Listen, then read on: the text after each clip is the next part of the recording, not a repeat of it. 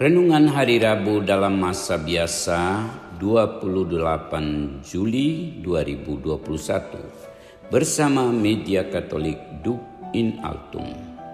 Bacaan suci diambil dari Injil Matius bab 13 ayat 44 sampai 46. Mari kita mendengarkan dengan penuh iman.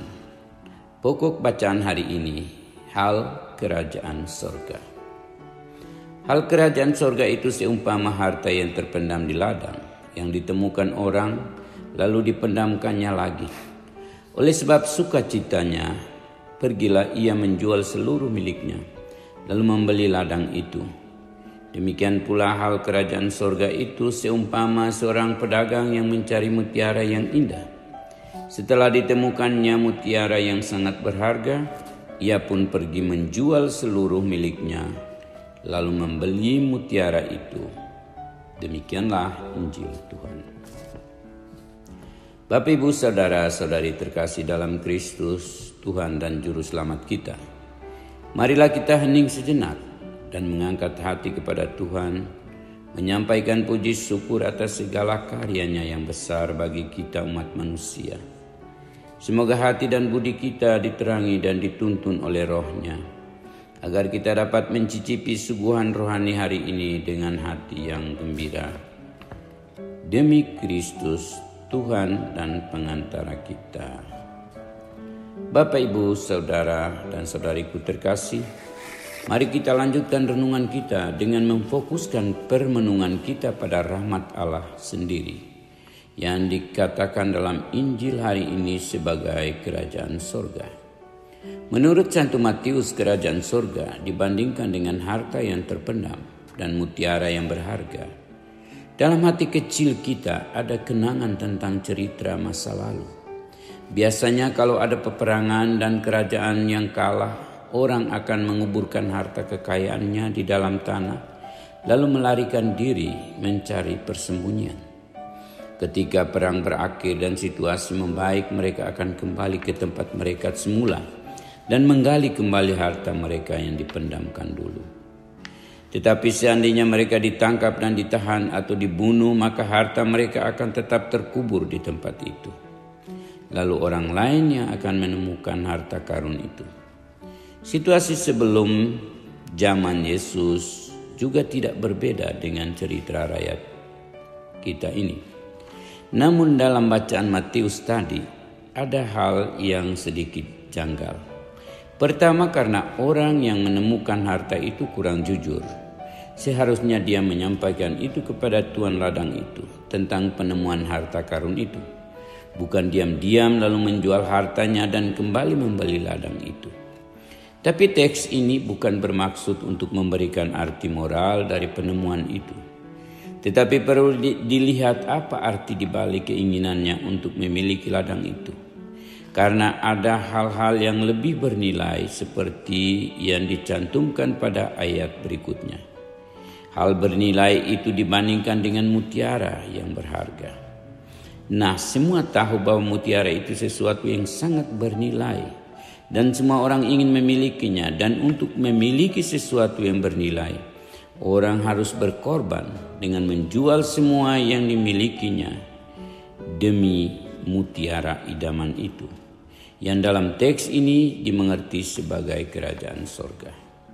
Secara sederhana barangkali kita mengira bahwa orang itu gila karena membuat satu negosiasi yang keliru atau kurang tahu seluk-beluk dalam hal jual beli. Mungkin kita akan bertanya, dimensi apa yang mau dikatakan penulis dalam hal ini? Tentunya bukan soal harta atau mutiara, tetapi ada arti lain di balik itu. Arti yang pertama, yakni kebahagiaan yang dimilikinya saat menemukan sesuatu yang lebih berharga dari semua yang dimiliki sebelumnya. Karena kerajaan sorga adalah lebih penting dari semua harta dan kekayaan duniawi. Menurut rasa hati dan pikirannya, dia rela mengorbankan semua yang telah dimilikinya itu untuk memiliki sesuatu yang lebih berarti dan lebih berharga, yakni kerajaan sorga. Karena kerajaan sorga itu menjanjikan kebahagiaan abadi, sedangkan hidup materi itu cuma sementara saja.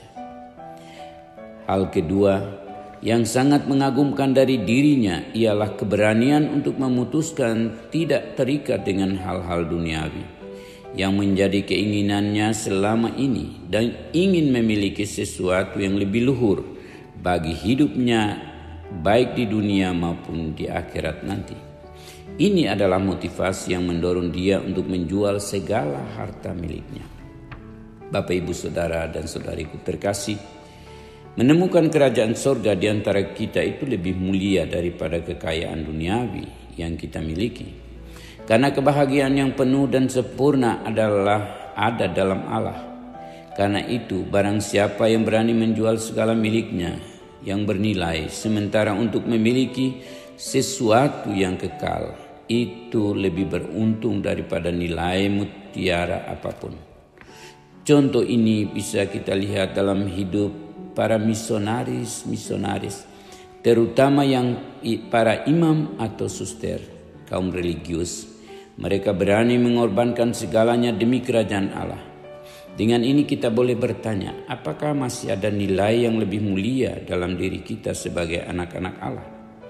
Apakah dengan bantuan Tuhan kita dapat menemukan kebahagiaan yang kita cari dalam hidup ini? Seperti hidup yang baik, kebebasan sebagai insan ciptaan yang memiliki hidup yang damai dan sejahtera dalam diri kita sendiri. Kalau memang belum ada kebahagiaan yang cukup dalam diri kita, apakah mungkin kita mengabaikan hal-hal sekunder untuk bisa menemukan sesuatu yang primer? Karena kita yakin bahwa hanya dalam Allah kita boleh menemukan kebahagiaan yang lebih pasti dan sempurna. Karena dalam kerajaan Allah kita menemukan cinta, di dalam Dia yang kita temukan jalan hidup menuju kebenaran. Dalam kehidupan yang beraroma surgawi, itu hadir nilai-nilai positif untuk membangun hidup yang lebih aman, damai, dan sejahtera. Oleh karena itu mari kita hening sejenak dan berdoa agar dalam rahmat Allah kita dapat mengabaikan kehidupan dunia yang semarak dan serba menggoda, untuk boleh memberikan diri seutuhnya sebagai murid-murid Kristus yang sejati, misionaris yang unggul dalam bermisi demi kerajaan Allah dan kebahagiaan manusia, baik di dunia ini dan juga di surga kelak.